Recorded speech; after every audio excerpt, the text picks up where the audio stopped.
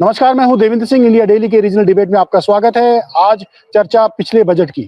जी हां, भजनलाल सरकार को 2 साल पूरे हो चुके हैं और दूसरे बजट में कितनी घोषणाएं हैं वो पूरी हुई हैं, उसको लेकर नए बजट से पहले एक सवाल उठा है और सवाल पक्ष और विपक्ष दोनों के से ही पूछा जाना चाहिए।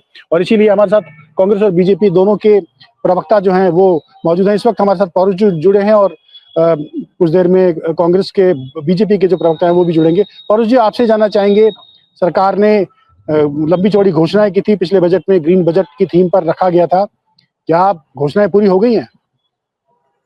देखिए देवेंद्र जी, मैं इस बात को कहना चाहूंगा कि जैसा कि हम इस सरकार को हमेशा पर्ची सरकार कह करके संबोधित करते हैं, तो उसका परिप्रेक्ष्य खाली ये नहीं होता कि मुख्यमंत्री जी की नियुक्ति पर्ची से हुई, बल्कि आप देखिए कि सरकार के जो भी निर्णय होते हैं वो भी पर्ची से, दिल्ली से पर्ची आती है तब होते हैं, और वो निर्णय जो है वो भी एक तरीके से पर्ची पर से होने वाले निर्णय पर्ची पर ही रह जाते हैं, वो धरातल पर कभी नहीं उतर पाते। आपने मेरे से पिछले 2 साल के निर्णयों के बारे में पूछा, तो मैं आपको ध्यान आकर्षित करना चाहूंगा कि सरकार ने कुल मिला के 2717 घोषणाएं पिछले 2 साल में बजट में करी। उसमें से देखिए 750 घोषणाएं इन्होंने पूरी करी। उसके लिए हम राज्य की जनता के भाग्य को, चूंकि मोदी जी हमेशा कहते हैं कि भाई मेरा भाग्य चलता है, तो मैं इस जगह कहना चाहूंगा कि राज्य की जनता के भाग्य से 750 घोषणाएं पूरी हुई। परंतु देखिए 1250 घोषणाएं जो है वो उनके मामले में, अगर आप, मैं दावा कर रहा हूँ कि आप सरकार से पूछेंगे तो सरकार को खुद को नहीं पता कि भाई 1250 घोषणाएं हमारी कौन सी है। और जो 700 घोषणाएं जो है वो अभी इनकी पाइपलाइनों में चल रही है, वो अभी तक धरातल पर बिल्कुल भी नहीं उतरी। और आप देखिए सरकार घोषणाएं तो बड़ी बड़ी कर देती है। आपको ध्यान होगा चुनाव आने से पहले इन्होंने जो है कहा था इस बात को कि भाई हमें ना गेहूं पे जो है 27.5 रुपए एमएसपी देंगे, हम जो है ना राजस्थान के अंदर पेट्रोल डीजल की कीमतें जो है वो पड़ोसी राज्यों के बराबर कर देंगे, हम आकर के बिजली की रेटें जो है उसको हम कम करेंगे। तो उसके बाद देखिए इस तरह के तमाम इनके वादे थे। उसके बाद में हमने देखा कि इन्होंने एमएसपी के नाम पे खाली 150 रुपए जो है गेहूं पे बढ़ाए। इन्होंने बाजरे को एमएसपी पे लाने की बात की थी, नहीं, पर इन्होंने बाजरे पौरुष को जी इस बारे में ठीक है। पौरुष जी, इसमें ये चीजें तो एमएसपी बढ़ाने का काम तो है वो सेंट्रल गवर्नमेंट के उसमें होता है। उसमें स्टेट गवर्नमेंट के भी आपके कार्यकाल में भी कई ऐसे बजट में बहुत सारी मांगे थी, बहुत सारी ऐसे घोषणाएं थी जो कई सालों तक पूरी नहीं। वो तो बजट के प्रावधान और फाइनेंस की उपलब्धता पर होती है। लेकिन इसमें आपको मुख्य तौर पर क्या लग रहा है कि बीजेपी किन चीजों को लेकर जब वादे करती रही और जिसमें वो सफल नहीं हो पा रही 1 साल के अंदर अपनी घोषणाओं को पूरा करने में, मुख्य तौर पर देखिए युवाओं से, महिलाओं से? सबसे बड़ी बात तो ये है कि आप सरकार के अंदर देखेंगे तो सरकार में जो है वो एक अनुभवहीन लोग बैठे हुए हैं। आज हम बिना अनुभव के एक कार किसी को चलाने को नहीं देते, और भारतीय जनता पार्टी के शीर्ष नेतृत्व में जो है अनजान लोगों को, अनएक्सपीरियंस्ड लोगों को जो है सरकार चलाने को दे दी। तो मैं इस बात को कहना चाहूंगा कि मैं खाली भारतीय जनता पार्टी की वर्तमान सरकार के बारे में कह रहा हूँ, पहले वसुंधरा राजे जी भी थे। हालांकि कांग्रेस के मुकाबले हम नहीं कहेंगे, पर फिर भी उन्होंने ढंग से सरकार चलाई। पर देखिए सरकार ये बिल्कुल दिशाहीन सरकार है, इनको खुद को नहीं पता कि हम क्या घोषणा कर रहे हैं, उसका बजट कहाँ से आएगा। और मेरी बात के प्रमाण में आपको ध्यान होगा कि पिछला वाला जो बजट था, अमूमन ये चीज होती है कि राज्य जो केंद्र सरकार होती है वो पहले अपना बजट देती है और वो अपने बजट में राज्यों का हिस्सा देती है, और उसके बाद में फिर राज्य सरकारें केंद्र सरकार से उनको प्राप्त होने वाली राशि का समावेश करते हुए अपने बजट की घोषणा करती है। हमने पिछली बार देखा कि राज्य का बजट पहले आ गया, केंद्र का बजट जो है वो बाद में आया। तो मैं आपसे कह रहा हूँ कि क्या आपका पिछले बजट की आपकी गंभीरता से वहां से पता पड़ जाती है कि आपको क्या पता था पहले से कि केंद्र सरकार आपके राजस्थान के हिस्से में कितना पैसा देने वाली है। और दूसरी बात देखिए, इन्होंने डबल इंजन सरकार की बात की थी। इन्होंने, आपका ध्यान दिलाना चाहूंगा डबल इंजन सरकार का क्या हाल हुआ। हमारे जल जीवन मिशन वाली घोषणा जो है योजना चल रही है, जल जीवन मिशन में आप देखिए 50% हिस्सा जो है केंद्र का होता है, 50% राज्य का होता है। 2 साल हो गए, मैं दावे के साथ इस बात को कह रहा हूँ, भारतीय जनता पार्टी के प्रवक्ता जुड़े उनसे पूछ लीजिएगा कि 1 रुपया पिछले 2 साल में केंद्र सरकार ने जल जीवन मिशन का नहीं दिया।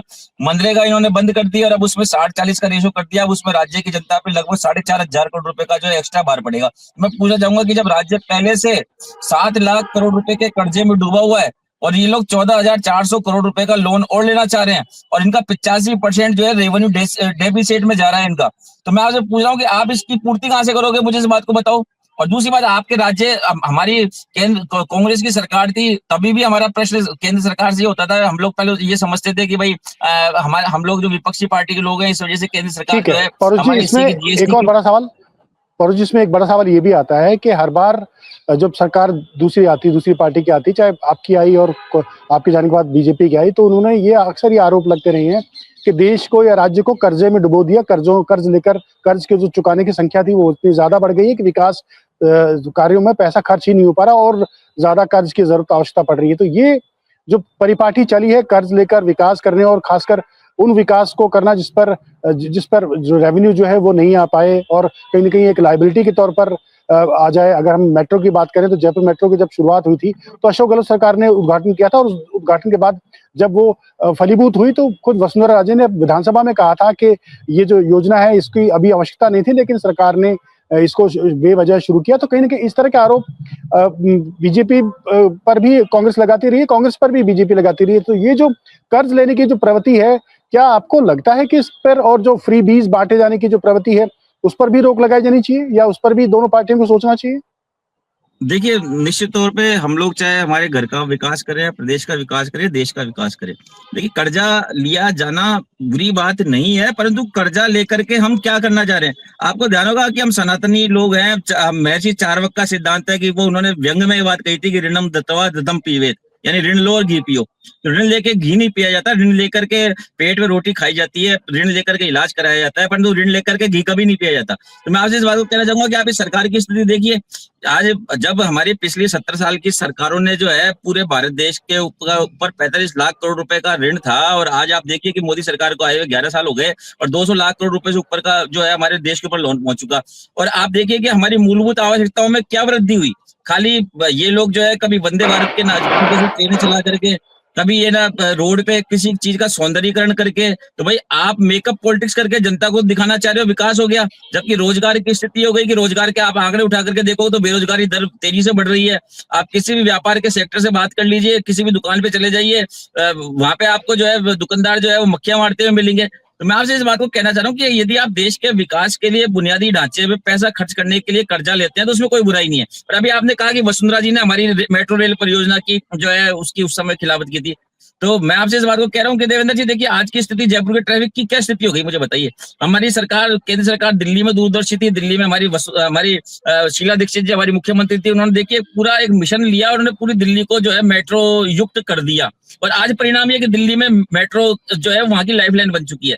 जी बिल्कुल, आप सही कह रहे हैं। इसमें क्योंकि वक्त भी कमी है हमारे पास और बीजेपी के प्रवक्ता हमारे साथ नहीं जुड़ पाए तकनीकी कारणों से, लेकिन वही सवाल भी यही कि भाई पक्ष और विपक्ष एक दूसरे पर घोषणाओं के आरोप नहीं होने और पूर्ति होने की बात जरूर कहता है, लेकिन कहीं ना कहीं दोनों ही पार्टियां जब सत्ता में रही हैं तो अपनी अपनी मजबूरियों के चलते उन्होंने अपनी अपनी घोषणाओं को, जो उनके घोषणा पत्र में थे, उसको ज्यादा तवज्जो दी है, अपने वोट बैंक को ज्यादा तवज्जो दी है और यही साफ तौर पर अभी तक देखने को मिल रहा है। अब देखने की बात होगी अगले बजट में किस तरह की घोषणाएं होती हैं। फिलहाल पौरस जी आपका बहुत बहुत शुक्रिया और इस डिबेट का वक्त भी हम यही समाप्त करते हैं। अगली फिर डिबेट में किसी और वक्ता के साथ हम फिर हाजिर होंगे। तब तक देखते रहिए आप इंडिया डेली राजस्थान। नमस्कार।